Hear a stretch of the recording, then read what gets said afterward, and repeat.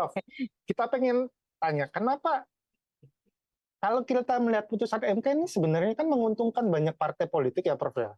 Karena bisa Ya. kesempatan mereka untuk mencalonkan jagoannya di pilkada itu bisa lebih terbuka lebar gitu. Bahkan partai nggak perlu 20% kursi di DPRD, cukup 7,5% bahkan kalau yang di Jakarta. Kenapa DPR harus ngotot merevisi undang-undang pilkada, Prof? Pertanyaannya. Iya, ini menarik ini. Ini turbulence yang sangat menarik atau roller coaster tepatnya ya. Kita ini diombang-ambingkan oleh dua lembaga besar dalam demokrasi yang sebetulnya secara substansial saling bertikai ini. Ini Hmm. membuktikan bahwa ada ketidaksinambungan di dalam memahami trias politika dan jangan-jangan demokrasi itu sendiri. Sehingga langkah yang diambil oleh DPR itu bertabrakan secara prinsipil terhadap semangat trias politika itu. Nah, ini juga semakin membuktikan bahwa apa yang terjadi di Indonesia hari ini adalah elitis demokrasi. Jadi kalau ada yang mau bikin skripsi tentang elitis demokrasi atau demokrasi yang elitis, ini datanya udah banyak banget. Sampai hari ini datanya semakin banyak. Jadi bukan terang benderang lagi buktinya, tapi sudah silau sekali, gitu ya. Karena terlalu banyak hal yang betul-betul diperlihatkan di depan mata dengan sangat telanjang, pelanggaran-pelanggaran baik dari sisi konstitusi maupun dari sisi spirit demokrasi itu. Dan ini membuktikan bahwa ada pembusukan pemahaman demokrasi yang secara berkala itu dilakukan dan itu dibiarkan oleh so-called political elites di Indonesia. Mulai dari jajaran eksekutifnya maupun legislatifnya. Sehingga sebetulnya saya curiga jangan-jangan mereka ini produk demokrasi yang gagal. Karena menghasilkan satu pola pikir, pola perilaku yang memang anti demokrasi. Kalau demokrasi itu adalah menyalurkan aspirasi rakyat, memberikan kesempatan rakyat untuk bisa mendapatkan yang terbaik dari pilihan-pilihan yang banyak dan terbaik, ini merupakan antitesis dari semangat itu, dari semangat demokrasi. Oleh karena itu memang jangan-jangan perilaku DPR itu adalah pembuktian sekali lagi bahwa demokrasi kita hanya papan nama saja. Secara substansial, mereka lebih mementingkan dirinya, lebih mementingkan kelompoknya, untuk makin membuat kartelisasi politik di Indonesia semakin masif, bekerja sama dengan para oligark untuk kepentingan sesaat, bukan bukan membangun pendidikan politik yang baik dan peradaban politik demokrasi yang baik bagi seluruh rakyat.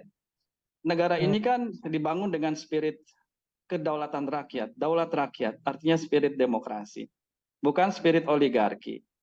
Tapi yang dipertontonkan oleh para politisi pada hari ini sangat bertolak belakang dengan apa yang ingin diwariskan oleh para pendiri bangsa. Ini betul-betul setback dan menurut saya memalukan. Ini menunjukkan parpol sedang apa sih, Prof? Gitu sebenarnya Ya, sebenarnya parpol ini secara teori sedang membunuh dirinya sendiri. Karena dampak dari masih berlanjutnya presidensial threshold itu adalah matinya kaderisasi. Karena buat apa kaderisasi partai dilakukan kalau toh akhirnya memilih kandidat partai lain? Ini kan juga aneh. Jadi itu yang saya heran juga, apakah itu tidak disadari? Atau memang ini satu bukti bahwa kita bikin partai hanya untuk mengusung 1-2 orang untuk berkuasa saja. Jadi matinya kaderisasi partai, kemudian menguatnya politik uang yang merugikan partai juga karena akan semakin mahal. Pendidikan politik rakyat yang harusnya diemban oleh partai politik terbengkalai. Kemudian makin menguatnya oligarki karena politik semakin mahal, yang ujungnya sebetulnya menghancurkan idealisme partai itu sendiri. Apakah partai-partai itu tidak peduli dengan itu semua? Saya terus terang sebagai orang yang mempelajari partai politik, ini tanda tanya besar terhadap partai politik kita.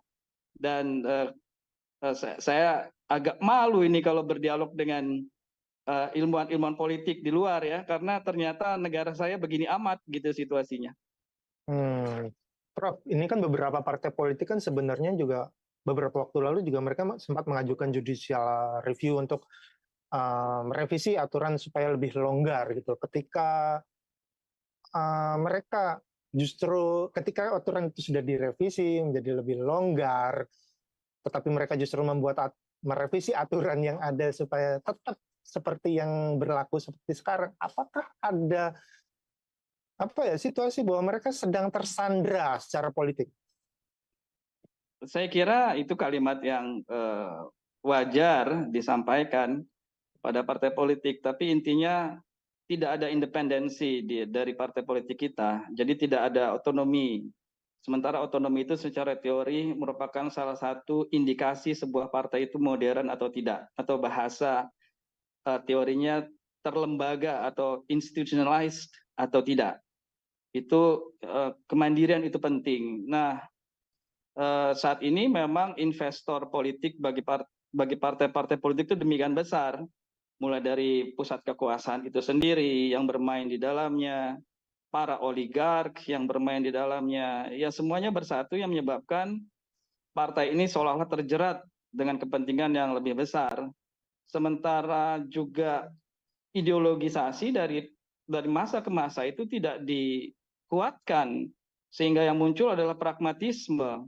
Siapa yang bisa mengantarkan pada kekuasaan yang lebih besar, siapa yang bisa memberikan keuntungan finansial dan ekonomi yang lebih besar, itu menjadi kiblatnya. Jadi kata tersandra atau tidak otonom itulah sebetulnya salah satu kunci yang menyebabkan kualitas DPR kita seperti hari ini, begitu.